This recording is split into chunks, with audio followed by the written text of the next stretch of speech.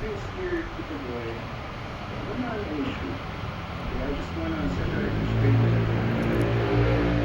It's different. So it's not like you'll have the taxes today, the next week, you know. Everything has to be dealt with. Nasa puso mo ba iyan na kung ano ang ama, you will be faithful to the siblings? That's all.